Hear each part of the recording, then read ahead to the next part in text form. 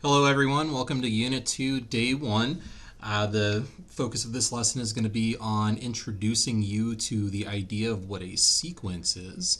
Alright, so our content goals for today, we want to learn vocabulary related to sequences. So there's a lot of new words that we're going to be learning about today.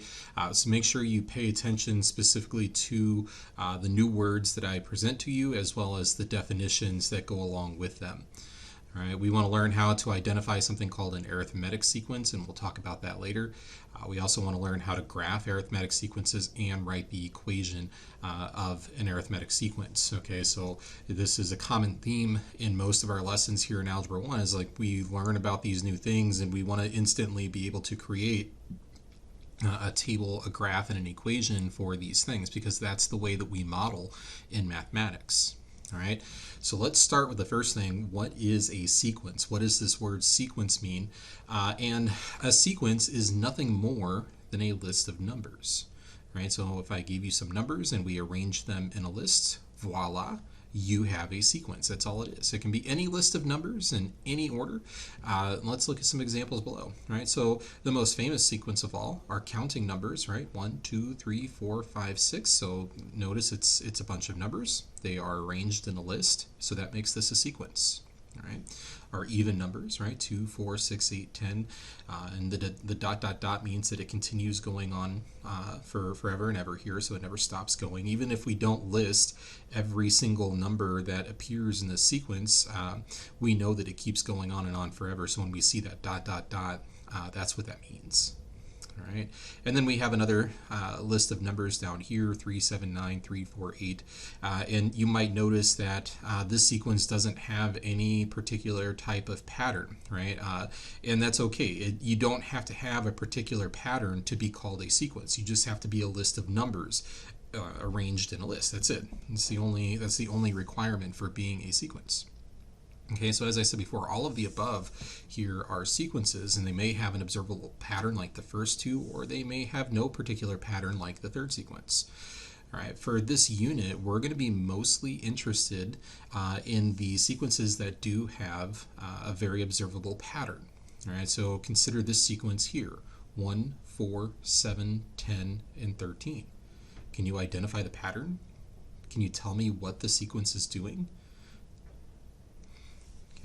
If you notice that it's going up by threes, then you notice the pattern. All right, so it's going up by 3, right? 1 plus 3 gives you 4, 4 plus 3 gives you 7. So if you kind of look, right, in between each term of our sequence here, we're adding 3 to get from one term to the other, right? So that you can identify a pattern in this particular sequence.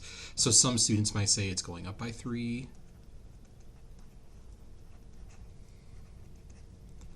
or it's adding 3. And any of these are essentially correct, but we just want to be able to describe what the sequence is doing. Because by describing the pattern, you identified something called a common difference. Right? This is the difference between consecutive terms of a sequence. So when we looked at the gap that exists in between these numbers, we noticed that we were going up by 3s, or we were adding 3 each time.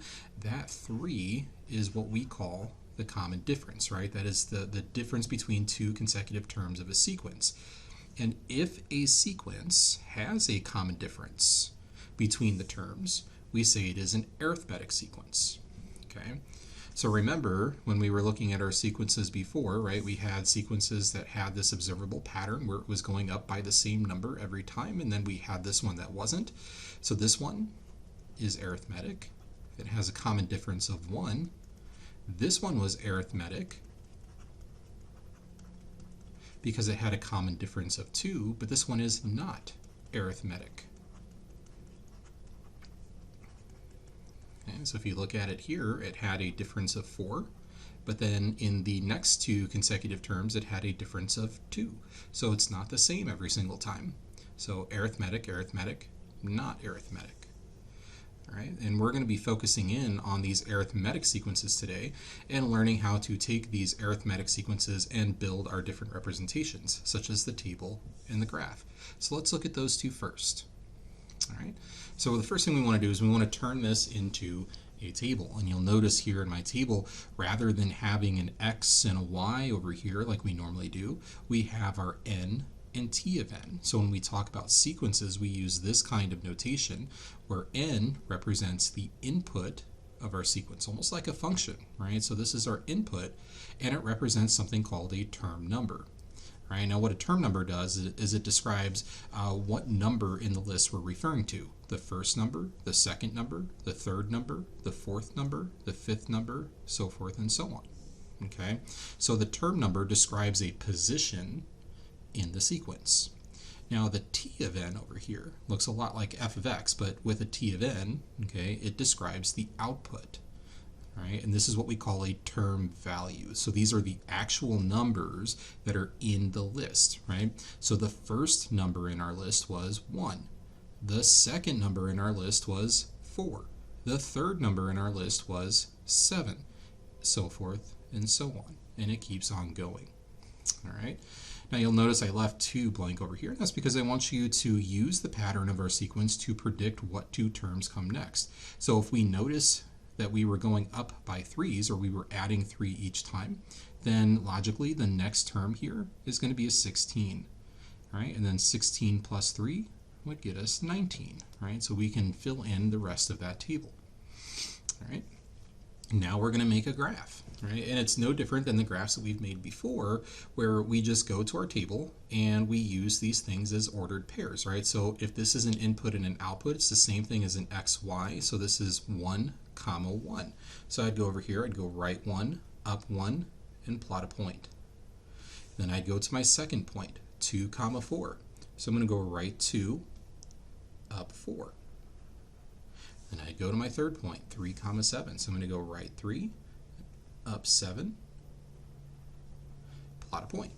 Same thing with the next one. I'm going to go right 4, up 10, and there's my next point. Now you're going to be really tempted because with the other functions that we've done, we have drawn a line through these points, essentially connecting the points together. But when we do sequences, you never connect the points on a sequence graph, and that is because a sequence is something that we call discrete. Okay, so if something is discrete, that means there are gaps in between the consecutive points. In other words, you cannot be anything in between these 2 points. All right, that's why we don't connect them. With a function, you're allowed to be something in between those points. You can be decimal values, fractions, anything that exists in between these 2 points, you can be that. But with a sequence, you cannot. You can only be these values. You can only be 1, 4, 7, 10. You can't be anything in between the 7 and the 10. All right, so we don't connect the dots on a sequence graph. You just plot the points and leave it. All right, let's do another one. Okay, we're going to try a different sequence here. All right, so I notice my sequence here, right? So I see my first term, right? So if I'm looking at my table, term number 1 is 3. Term number 2 is 5, and I messed that up. So that needs to be a 5. Cross that out. And term number 3 is a 7, and term number 4 should be a 9. I don't know why I forgot to type those numbers in there. All right, but if you notice the pattern here, we're going up by 2s, so the next term should be an 11, which means the next term will be a 13, and the next term will be a 15, right? Because we're going up by 2s. All right, and now that I have my table filled in, I can come down here and I can graph my points, right? So the first point will be at 1, 3, so I'd go right 1, up 3. There's my first point. And then I'm going to go to 2, up 5, so right here. And then I would just keep plotting the points that are in my table here.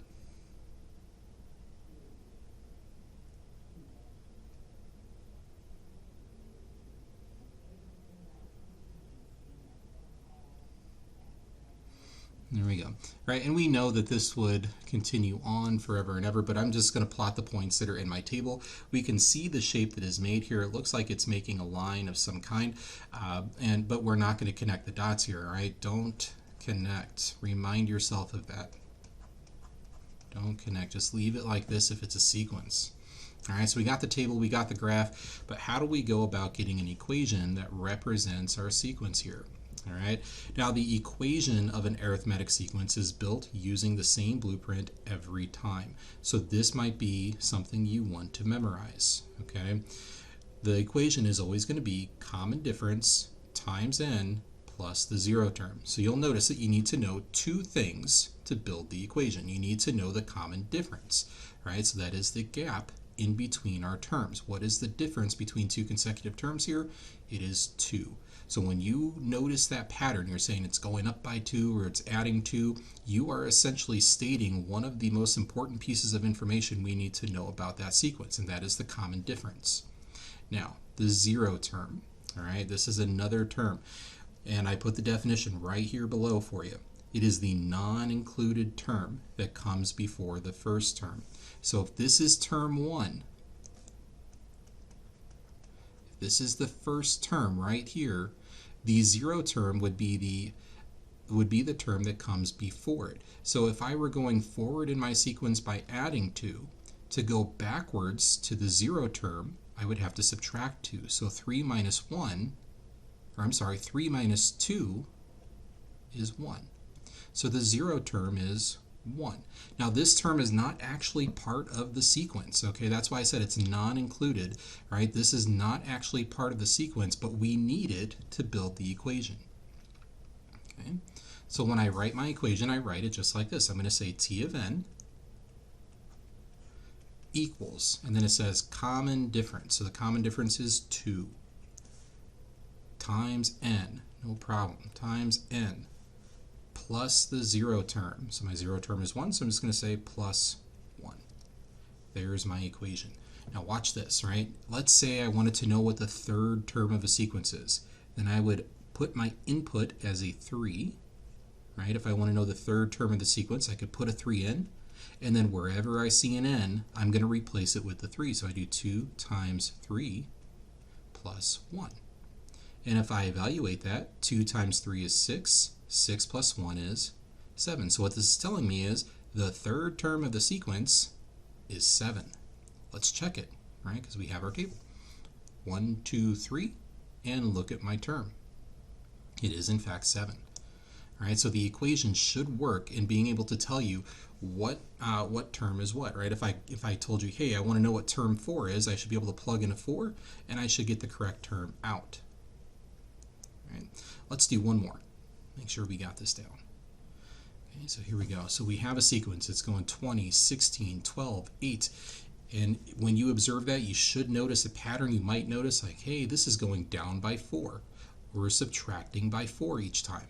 All right, so I'm going to take this 20, that's my first term, and then I'm going to subtract 4, right? That would give me 16, and then 12, and then 8, and then 8 minus 4 is 4, 4 minus 4 is 0, and 0 minus 4 is negative 4, right? I just kept on going down by 4 to finish that table off, right? And since we found the common difference, I'm going to go ahead and put that here. It's a negative 4 because we're subtracting 4. And then the other thing that I'm going to want to know is my zero term, right? So I kind of imagine this term that comes before 20. So to move forward in my sequence, I subtracted 4, but to go backwards, I'm going to have to add 4. So this would have to be 24 here. Okay, so my zero term is 24, and I'm going to write my equation, t of n. Always start with that t of n. Common difference times n, no problem. Negative 4 times n plus the zero term. There it is. That's all there is to writing the equation.